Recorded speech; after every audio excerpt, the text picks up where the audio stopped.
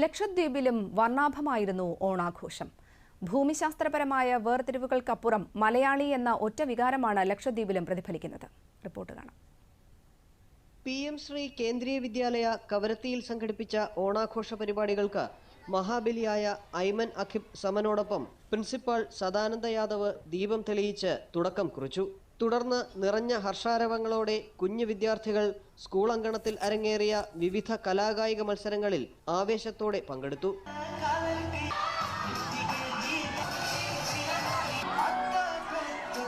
കൂട്ടുകാരോടൊപ്പം ഫാഷൻ ഷോയിൽ അണിഞ്ഞൊരുങ്ങിയെത്തിയ 1ാം ക്ലാസ് വിദ്യാർത്ഥിനി തൃഷയെ സ്കൂൾ സമൂഹം നിറഞ്ഞ സ്നേഹത്തോടെയും ലാളനയോടെയുമാണ് വരവേറ്റത്.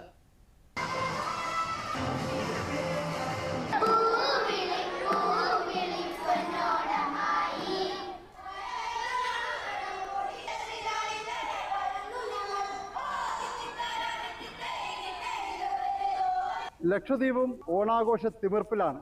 നമ്മളിപ്പോൾ ഉള്ളത് ഗവൺമെന്റ് നഴ്സിംഗ് കോളേജിലാണ്.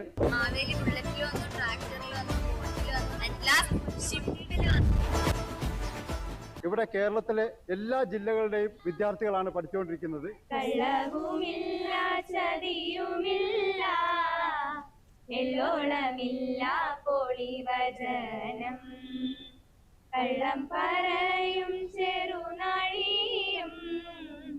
ഓണപ്പാട്ട്, കസേരകളി, പൊട്ടുതൊടൽ, വടംവലി തുടങ്ങി വിവിധ മത്സര ഇനങ്ങളുമായി കവരത്തി ഗവൺമെന്റ് നഴ്സിംഗ് കോളേജിലെ വിദ്യാർത്ഥികളും ഓണാഘോഷങ്ങളുടെ ഗൃഹാതുര സ്മരണകൾ വീണ്ടെടുത്തു.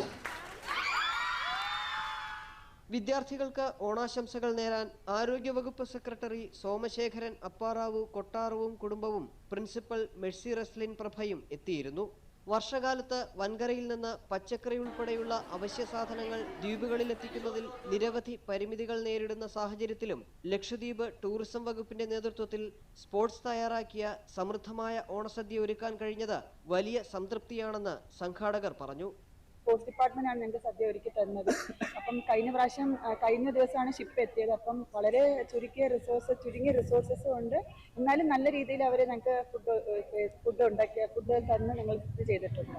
ദ്വീപുകാരെക്കാട്ടി കൂടുതലും കേരളത്തിൽ നിന്നുള്ള ആൾക്കാരാണ്. അപ്പം അവിടെ അവർ ആഘോഷിക്കുമ്പോൾ ഞങ്ങൾക്ക് ഇവിടെ ഞങ്ങളുടെ ഫെസിലിറ്റീസ് വെച്ച് ഞങ്ങൾ ആഘോഷിക്കുന്നുണ്ട്. ജാതിമത അതിർവരമ്പുകളെ മറികടന്ന് പല നിറത്തിലും രൂപത്തിലുമുള്ള പൂ ഇതളുകൾ ഇടകലർന്ന് മനോഹരമായ പൂക്കളം തീർക്കുന്ന പ്രതീതിയായിരുന്നു ലക്ഷദ്വീപിലെ ഓണാഘോഷ കാഴ്ചകൾ. കവരത്തി ദ്വീപിൽ നിന്നും അബ്ദുൽ സലാം, ദൂരദർശൻ ന്യൂസ്.